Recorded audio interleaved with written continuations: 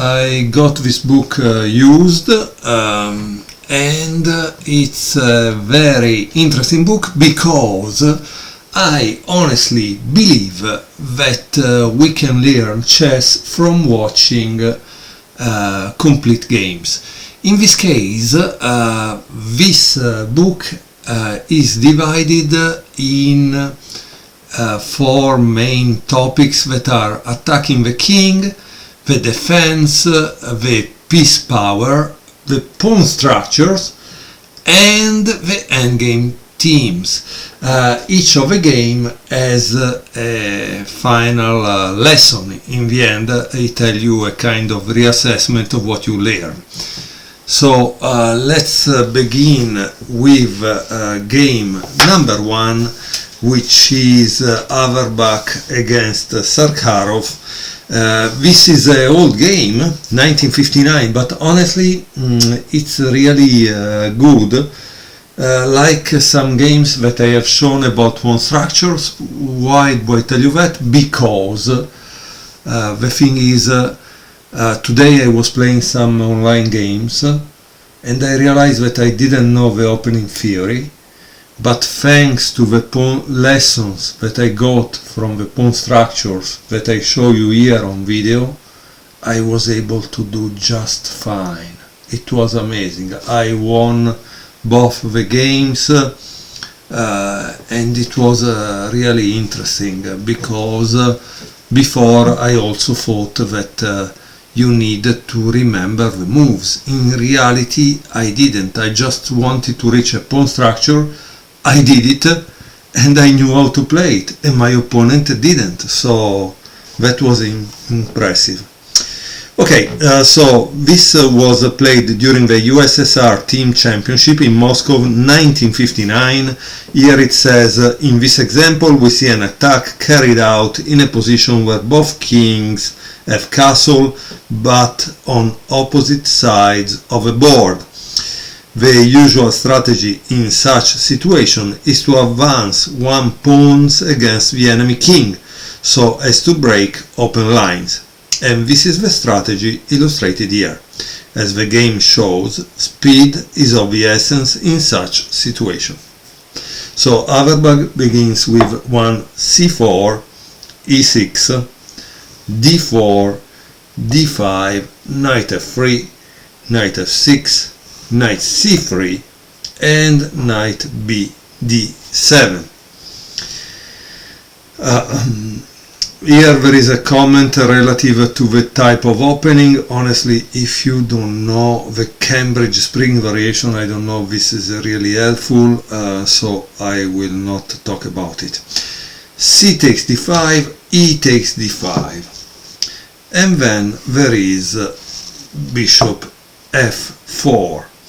If white intended to castle kingside, the bishop would usually go to g5, which is here. However, as will become clear, white instead plans to castle on the queen side, followed by an advance of his kingside pawns, in which case the bishop would be in the way on g5. So, okay, this is very interesting. You know why I find it interesting? Because how would you castle on a file that is a kind of semi-open file? I don't know. That's really strange. But this observation of bishop f4 instead of g5, I honestly didn't know it, and so it's something I learn here, and that's important. Black continued with c6, so he didn't want white to go on b5, queen c2, bishop e7, e3, and castle. Bishop d3, rook e8, h3. Okay, so I think this move has a double meaning. Probably it doesn't want knight g4 because he really wants to castle on that side, and maybe knight g4 it's bothering, or maybe is just made to support the g4, g5 push, right?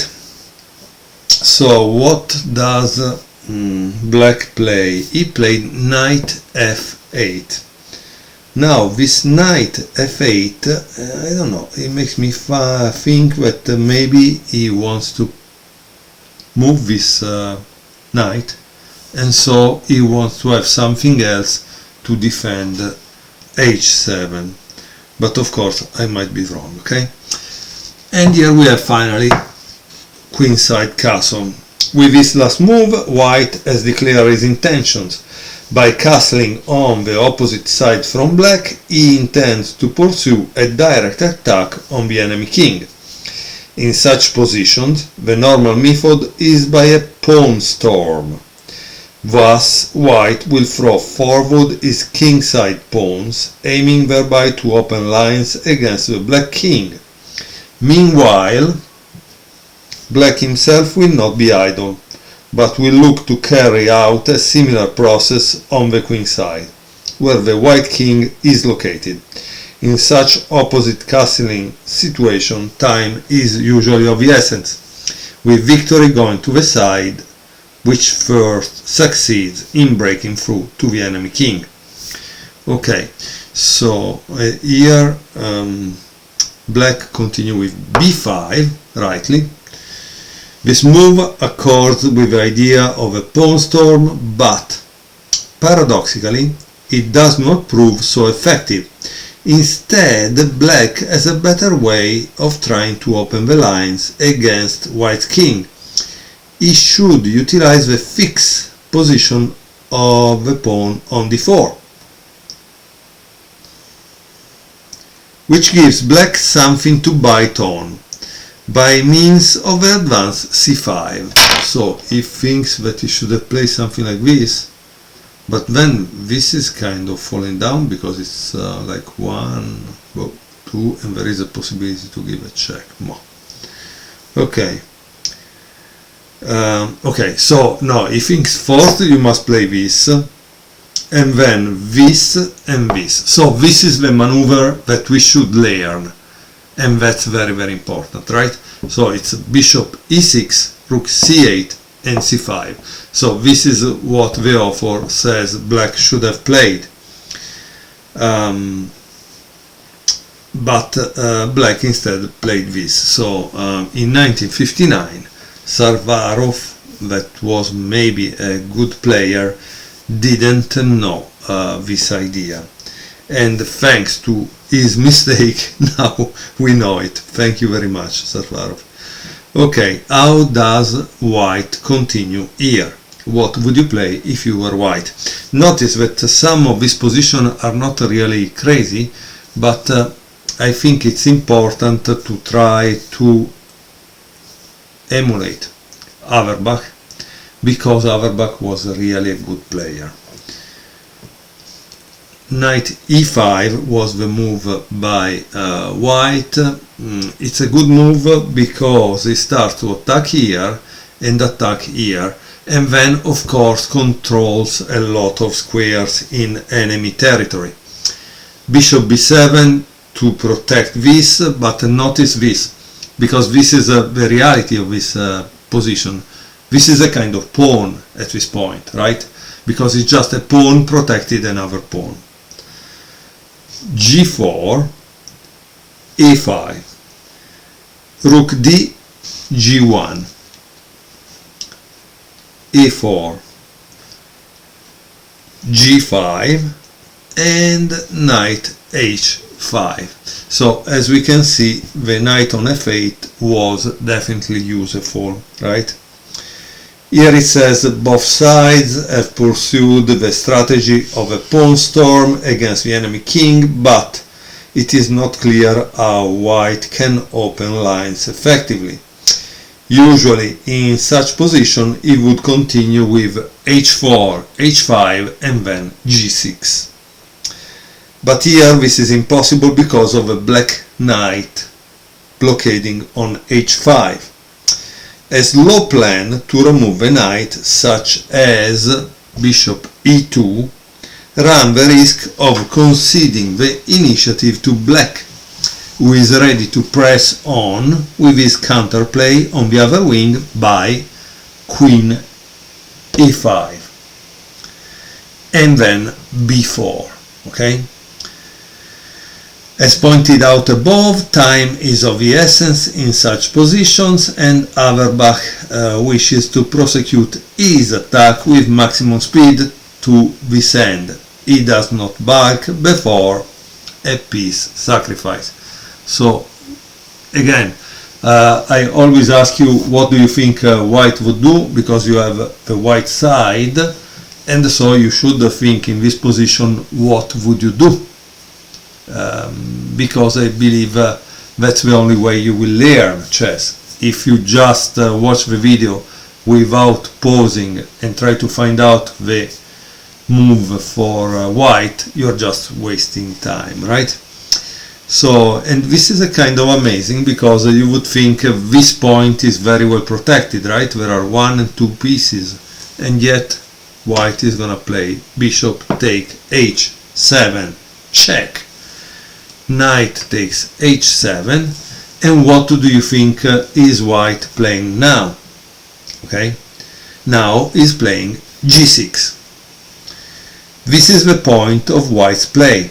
By means of a sacrifice, he has breached the black king fortifications. Black is forced to capture on g6, since a knight retreat would mean to lose the rook, right? Because he plays g takes f7, check, and then he takes the rook. So obviously you can only play for take. But once you take, there is another problem, right?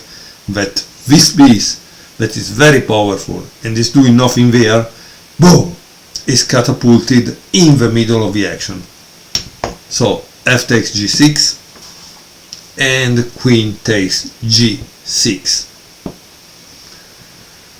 Okay, thus white has broken through to the black king with his heavy pieces, although he has only 1 pawn for his piece, right? Because here there are 3 pawns and here there are 2 pawns and 1 piece, so 5 against 3. The attack is overwhelming. Black's extra piece is in fact the b7 bishop that I just told you is worthless because what is doing. So often you must think in this term, because you have an advantage, in this case as white, which is temporary. This is a bad bishop, it is true, but maybe at a certain point it will become a good bishop. So if it becomes a good bishop, you have lost the game. But for the moment, yes, you are not really down 1 piece. Okay, so how does black continue here? He plays knight 7 on f6. Why knight 7 on f6? Because if he played the other knight, he would get checkmated right away. But of course, this position is already full of holes, and white plays queen f7 check. Of course, there is practically only this move, king h8. What would you play here if you were white? Again, as you can see, guys, I give you a chance to learn chess through watching complete games from beautiful books that are old, because the truth is, I mean, this book has the yellow pages. Okay, it's from 2006, it seems. But it was maybe made in 1988, so it was maybe reprinted. Okay, so it's a very old book, but again, it's a good book because it's giving you a lot of material to think. So I hope you found a white move while I was talking. If not, again, please use this system. Get a little timer like this, 3 minutes, and you think 3 minutes, which is what you would think in a tournament game, okay? And then you play your move. In this case, white played rook takes g7. And this is another sacrifice to tear away the last remnants of the black king defenses. Once again, black extra material, the b7 bishop and a8 rook, they are so far and they are doing nothing, but what's the difference to have them or not? Okay, so knight takes g7, and of course now you need to add another piece to your attack in order to try to win. Rook g1, and now there is knight f(h)5, but I will not tell you how, but I would like you to do the following thing. If black plays rook g8, how do you think white is winning? So in this case I will not move the pieces, you need to visualize like in a real tournament game. If black plays rook g8, you continue with knight g6, check. And then when they plays king h7, you play knight takes e7. And now the problem is that the knight f6 is not defended anymore because there is no bishop, so this is gone, and the rook g8 is attacked by the knight, so that's why. Okay, so black instead of rook g8 played knight f(h)5, and once more I wish you guys to think what you would play if you were white. Here white played rook g6 because the threat is rook h6 checkmate.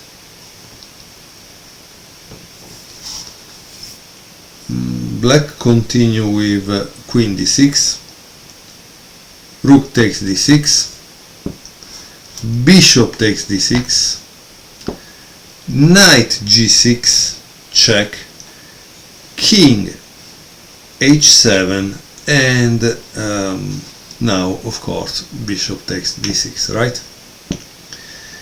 Here it says white has more than regained its sacrifice material and now even has a small nominal material advantage. Far more important, however, is the overpowering initiative and exposed black king.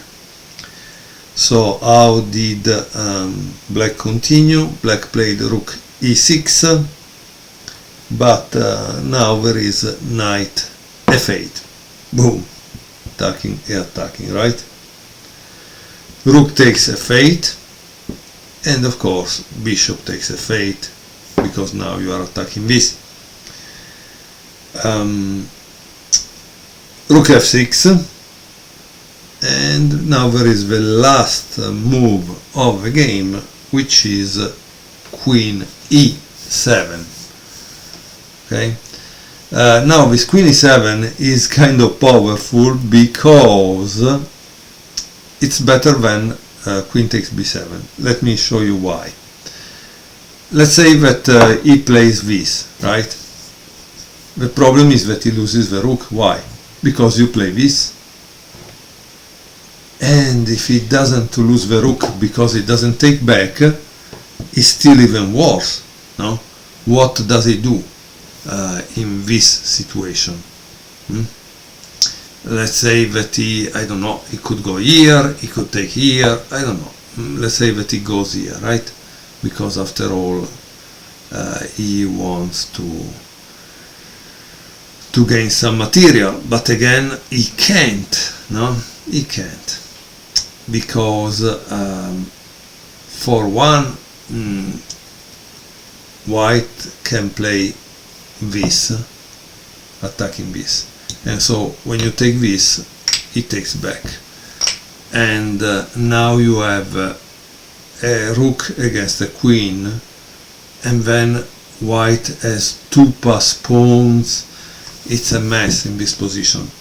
Now, the good thing of the book is also a kind of advice. They tell you that at the end of your games you should write 3 lessons that you learn from that game. I don't know if yellow spot is nicotine, it's possible, because obviously who knows who had the book and what they were eating or doing when watching the games.